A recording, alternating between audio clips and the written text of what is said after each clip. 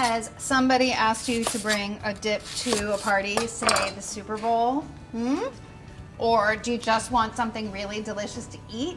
Today's recipe is going to fit the bill. It's a ham, spinach, and cheese dip. It's a warm, delicious dip, and you can make everything up to the point of baking it ahead of time, and then you just bring it to your friend's house, throw it in the oven, and 12 to 15 minutes later, delicious warm dip that's going to be devoured in a matter of seconds.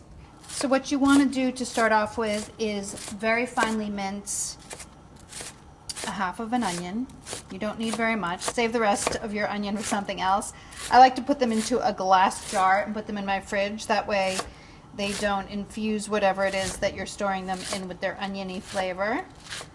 All I'm saying is don't put them in plastic, and then don't just throw them in your fridge because your whole fridge will smell like onion. In this pan, I have 2 tablespoons of butter that's melted. To that, I'm adding my onion to saute a little bit. This is a very easy dip and very, very easily multiplied. This recipe comes from the January issue of Martha Stewart Living, and we have 2 other dips in this story. It's a spicy shrimp dip and a Romanesco inspired dip. Both of them make ahead, both of them served warm, just like this one. Once your onion's translucent, you can add flour. This will thicken your sauce. It's a 1/4 cup of flour.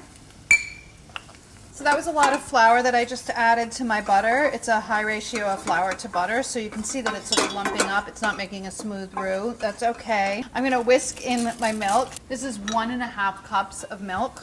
Start small, and then you can add more as you go.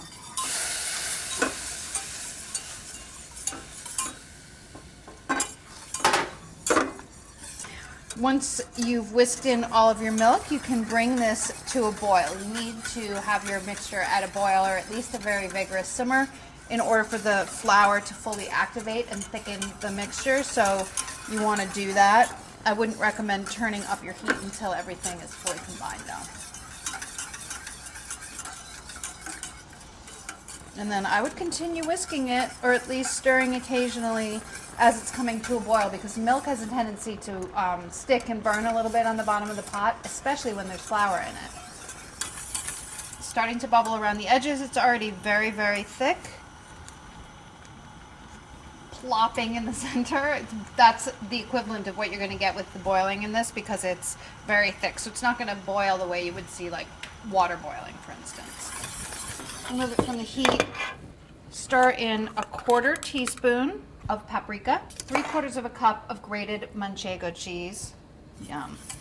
Smells good already, but we're gonna also add a 1/2 cup of diced ham. You can use Black Forest, you can use Serrano, you can use prosciutto. This is 1 box of frozen chopped spinach that's been defrosted and drained really, really, really, really well. No water left. Give that a stir. What we have here really is a cross between your sort of classic warm spinach dip and a ham and cheese croquette, right? It's the flavors of the ham and cheese croquette with the application of the spinach dip. Season with salt and pepper. A little marriage. A happy marriage. This is a 1-quart baking dish. Sprinkle with another 1/2 cup of cheese, the manchego. Delicious. And then sprinkle with a tiny bit more paprika. Then get this into a 425-degree oven and bake for about 10 minutes until it's heated through, and then broil until bubbly and golden brown.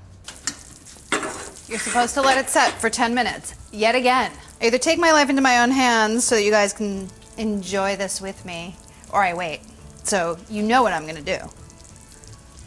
I'm tasting it, obviously. Oh, yeah.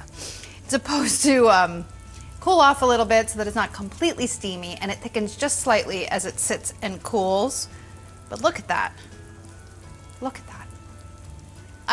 I'm stalling, can you tell? I'm afraid to put it in my mouth. Oh my God, you're gonna love it. Give this dip a try. Trust me this time.